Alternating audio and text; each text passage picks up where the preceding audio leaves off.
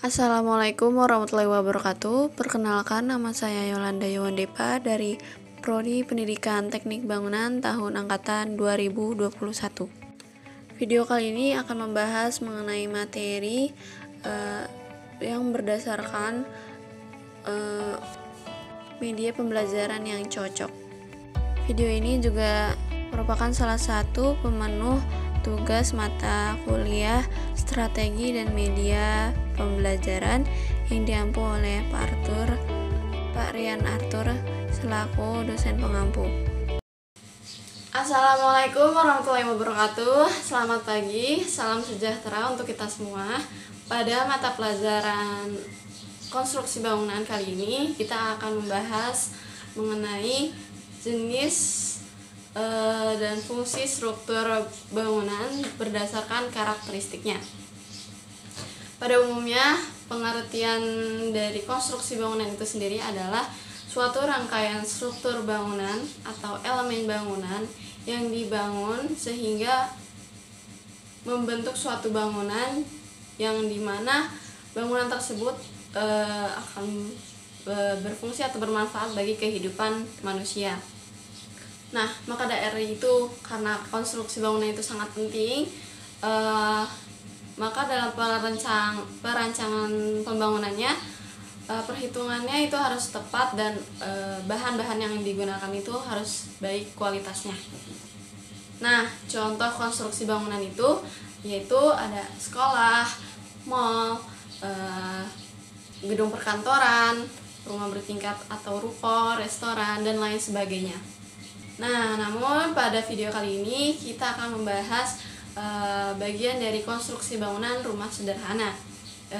Nah, struktur bangunan ini terbagi menjadi 3 bagian, yaitu struktur bangunan bagian atas, struktur bagian tengah, struktur bangunan bagian bawah.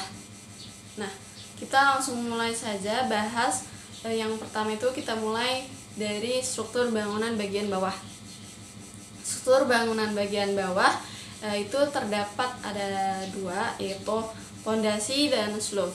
Nah, pondasi ini adalah struktur bangunan yang dimana berhubungan langsung dengan tanah yang berfungsi untuk menopang beban di atasnya agar tersalurkan beban tersebut sampai tanah.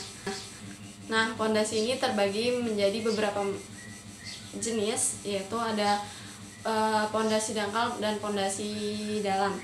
Nah, pondasi batu kali ini termasuk pada pondasi dangkal, sedangkan pondasi tiang pancang dan sumuran itu termasuk pondasi dalam, dimana pondasi ini biasanya digunakan untuk bangunan gedung bertingkat yang lebih dari 3 lantai. Atau biasanya pondasi tiang pancang ini digunakan untuk tanah yang sifatnya lunak. Selanjutnya itu ada slope. Slope itu adalah struktur bangunan yang letaknya di atas pondasi yang berfungsi untuk menopang beban dinding yang ada di atasnya. Selanjutnya ada kolom dan dinding. Nah, kolom dan dinding ini masuk pada bagian struktur bangunan bagian atas. Struktur bangunan yang berbentuk vertikal, di mana fungsi dari kolom ini adalah untuk menopang beban di atasnya seperti balok dan atap, untuk sehingga disalurkan beban tersebut menuju pondasi. Nah, selanjutnya ada dinding. Nah, fungsi dari dinding ini adalah untuk membagi suatu ruangan menjadi beberapa ruangan berdasarkan fungsi yang dibutuhkan oleh si penghuni rumah. Contohnya adalah suatu ruangan yang panjang dan lebar ingin dibagi menjadi 2 fungsi, yaitu bisa menjadi ruang tamu dan ruang keluarga dan lain sebagainya. Bisa dibilang pemisah pada ruangan.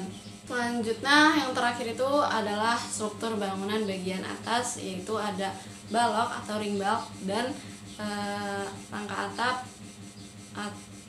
rangka atap, dan penutup atap. Nah, balok ini adalah struktur bangunan yang berbentuk vertikal, yang hampir mirip bentuknya seperti slope. Nah, balok ini adalah berfungsi untuk menopang beban yang ada di atasnya, yaitu rangka atap dan atap, sehingga atap sendiri bisa kuat untuk bisa menahan beban angin, gempa, dan lain sebagainya. Nah, lanjut ke rangka atap. Rangka atap ini adalah suatu rangka yang dibuat untuk menahan penutup atapnya agar kuat dari berbagai macam cuaca. Nah, biasanya rangka atap ini bisa menggunakan baja ringan, baja berat, dan lain sebagainya. Nah, selanjutnya ada penutup atap. Penutup atap itu berbagai macamnya jenisnya. Ada genteng dari tanah liat, ada asbes, ada lain sebagainya. Atap ini tidak hanya berbentuk seperti ini ya, atap pelana, tapi berbagai macam bentuknya. Ada limas, kubah untuk yang biasa di masjid, dan lain sebagainya. Nah, penutup atap ini juga bisa tidak hanya genting ya. Biasanya penutup atap ini penghuni biasanya menggunakan penutup atap dak biasanya untuk meletakkan toren di atasnya. Baik, mungkin itu saja yang bisa saya bahas. Semoga ilmunya bermanfaat. Kurang lebihnya mohon maaf. Assalamualaikum warahmatullahi wabarakatuh.